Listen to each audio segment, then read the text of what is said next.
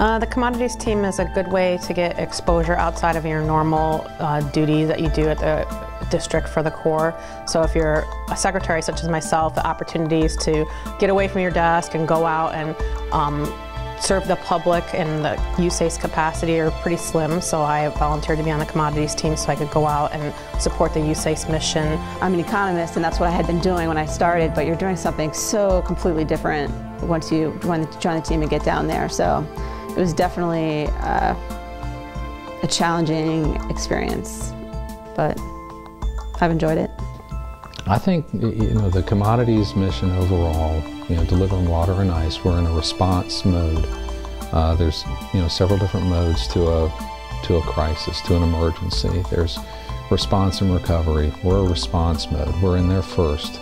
You really get a chance to go in and help people when they're in a place in their lives that's very difficult, where, you probably don't get that in your everyday job. You get a real sense of satisfaction from that. You're doing a completely different job than you've ever done before. Especially if you've just been working, for the government or for the district or for the Corps. You're doing something so completely different. And the analogy I'd like to give, it's like starting a new job in a new place, a new city, with new people. And you're starting this new job every day for 30 days straight, because that's how long the deployment is. There are no guarantees what you're going to be doing, or where you're going to be, where you're going to be staying, who you're working with, who's on the team. And not only are you starting a new job, you're starting a new job with 30 other people on your team. They're all starting at the same time as you. So you have to be extremely patient and, again, very, very flexible and adaptable. Because of the nature of the disaster, and it's all dependent on what mission we're going to support. There might not be electricity, there might not be water, you might not be lodging in the same place every night.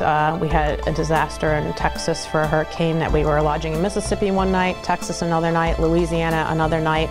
It was back and forth. Sometimes our lodging point was 1 hour or more drive away from where we're actually working. So you have to be, adaptable and flexible to be able to encounter those types of things. You might not always stay the same with the rest of your team members in the same place because of the severity of the disaster.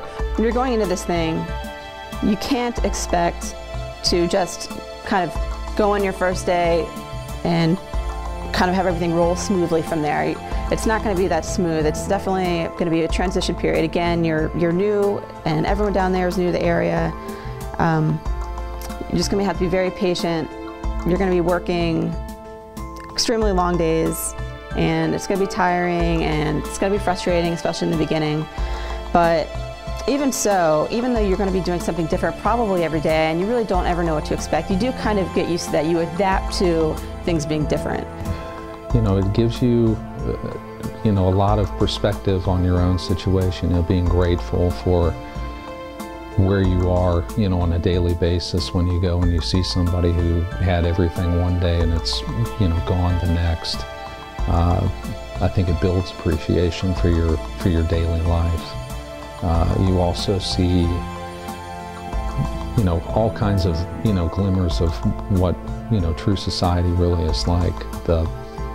Just random acts of kindness, people pitching in to do things. Most people are very happy to see USACE and or FEMA or any sort of government or non-governmental entity that's there to help. They really don't care where you're from. They're just glad to be getting the support. You realize once you've gotten back and you've thought it through, you've literally been able to help thousands of people. The last deployment I was on in Texas after Hurricane Ike, we were helping distribute commodities, and we really were able to give out thousands and thousands of,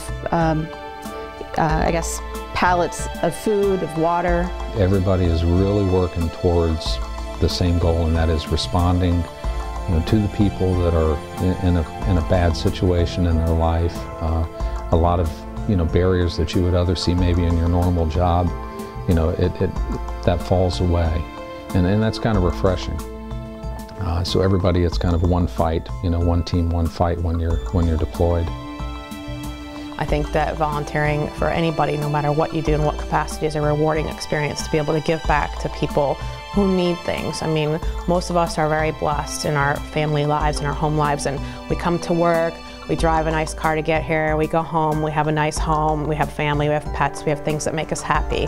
When disaster strikes, and it could happen to anybody at any time, that kind of thing, those things go away in an instant, and all of a sudden you're left with nothing. So to be able to help somebody, even if it's just a bag of ice or, you know, a jug of water, it makes a difference, and people are very, very thankful for that, and it makes you feel good to be able to help. So for the experience alone, I think that everybody should volunteer.